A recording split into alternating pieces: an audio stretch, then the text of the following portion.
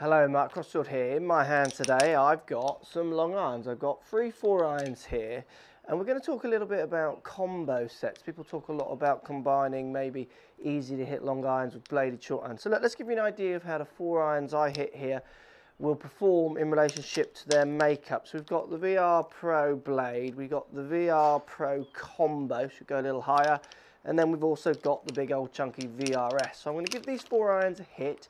Got TrackMan on, we're going to work with height. TrackMan's going to be spurting out the height, the maximum height the ball gets to. And I'll show you how the different thickness of soles, different clubs work for me, and then in turn hopefully you'll see how they might work for your game. Let's get out of there.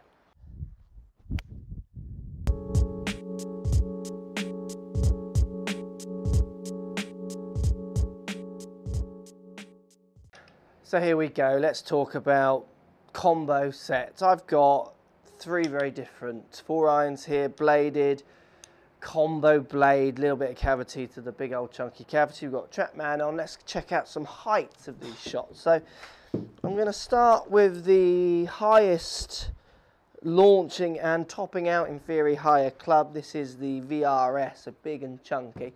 So let's give this one a hit, and let's just get a decent strike off each and see if we can compare some heights, give you an idea of how the different kind of designs really going to help you or hinder you, depending on your style of play, when it comes to your longer irons. Here we go. Not a bad hit, slightly toey, but not bad. Height 58.6 feet. 58.6 feet on that one. I didn't hit all of that out of the middle, so let's give that another go. If we can just get a decent strike on each one to compare.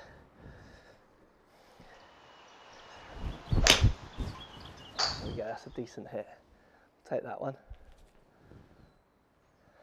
Height 70.4 feet. Okay, so that's gone 70.4 feet, so 70 feet high. So let's come down then. We'll go for this is the combo set. So this is the Nike VR Pro combo. This is bladed appearance with a little bit of a cavity in the back. Let's see what kind of heights I'm getting with the 4 iron on this one. These all have equivalent shafts in. Obviously this looks much smaller, makes me feel like I'm going to have to really apply a bit more. Okay, little bit heely, didn't really get that one launching. 36.8 feet. So 36.8 feet, so definitely was a bit lower. Let's give that a go. Lots of that was my standard of hit on that one, but also obviously I think the VRS would have gone higher than that if it hit with the same kind of place on the face. That's a great hit. I can't hit that any better than that. So we'll take that one.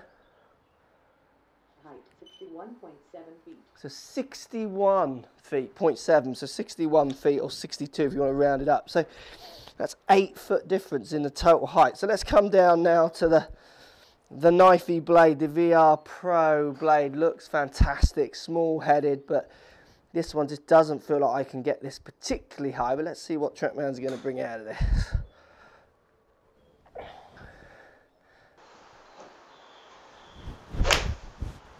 Yeah, I've nailed that. So we'll take that. I've hit that well. Height 56.6 feet. So 56. So it's certainly coming down, isn't it, each one? Now, the 56 isn't too low for me, subject to what I want to achieve.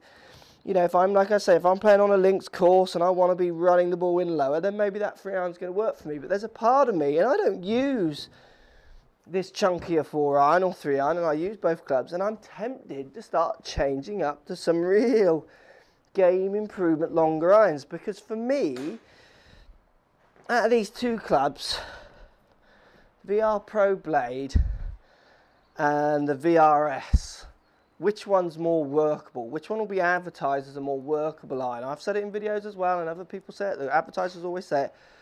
Well, look, let me show you what I think in relationship to workable. So, for instance, there, the VR Pro blade hit well, 56 foot high. Okay, that's the highest it went. So let's try this now with this 4 iron. This is the highest launching one, but I'm going to try and launch it lower, around 56. Hit that well. It's nice and straight. I tried to stay over it to get it lower. Height 58.2 feet. 58.2 feet, okay? So I tried to hit that about that height, And I achieved it, so I worked it. In effect, that had workability to it. Let's see if I can get one up in the air. So I'm going to try and hit one as high as I can. So I've tried to launch that. It's definitely going up a bit more. Height 76.5 feet. So workability there arguably is low. I've tried to hit one high, I've got it up high. I've tried to hit one lower and I've got it low. And if I wanted to hit it lower still, I could do that. So drilling it into the wind. If I take the VR Pro blade, so I know the height I can hit it if I hit it well is around 56 foot. What happens if I try and get one up near 70? Which is where the VR Pro was, sorry, the VRS was topping out at. So I've really linked back and worked that, tried to get that up. Height 65.7 feet. 65.7 feet, and I felt like I had to really work on that one. So arguably, and this is what's making me think, and you guys should be thinking about this too, my 4-iron and 3-iron, which I hit, I can drill them out there low if I want to, like I just did with this one. I could drill it low if I want to, back in my stance, those kind of things. But if I want to get the ball up in the air and stop him, nice Parkland course, still day, green soft, but I got a long way in, 200 yards or so to go, 4-iron, up in the air, the VRS is going to stop, where the Pro for me isn't going to get the height to possibly stop the other end. So for me, arguably out of those 3 irons, they all did their job, but the VRS, the chunkier one, gave me more workability. Now I know as I come down 5, 6, 7, 8, 9s, I'm definitely going to want to slim it down, pretty it off, get it a nicer feeling club. This feels like a gun going off. So the next question, which we'll come on to maybe in another video, is what does this do to the distance of this club? Because obviously if it's launching higher and it's a springier face than my others, I'm going to have to tweak the lofts around to make sure that I don't have a big gap between the 5-iron and 4-iron. But it shows you here of A, the importance of getting custom fit for these sticks, making sure you're getting the right ones. And B, if you're out there hitting with very thin, sharp, hard to hit bladed long irons, it might be worth getting it in your bag, having a go to your local pro shop, see if they've got a big chunky 4-iron and see what it does to your golf. For me, that chunky 4-iron definitely feels like it could sit in my bag and offer me more options than the regular ones that I would be using. Hope that helps, guys, gives you a bit of an idea of how the combo sets can really work. Obviously, if you're someone who launches the ball high already, then you might get the bonus of the lower launch from the blades, and the combo set's totally not going to work, so you're just going to start hitting it even higher. But food for thought, hope that helps. Let me know what you think, post comments down below. Thanks for watching, and we'll see you soon. So if you like what's going on here, don't be afraid to subscribe to the channel. Also thumbs up the video, post comments, love to hear what you guys got to say. Let's keep it social. The more we talk, the more we share, the easier this game will get for everybody.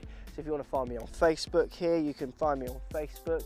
If you want to tweet me, find me on Twitter here as well. Just follow the links, all in the description. Come and join the show, get active, get involved, get playing some better golf. Thanks for watching.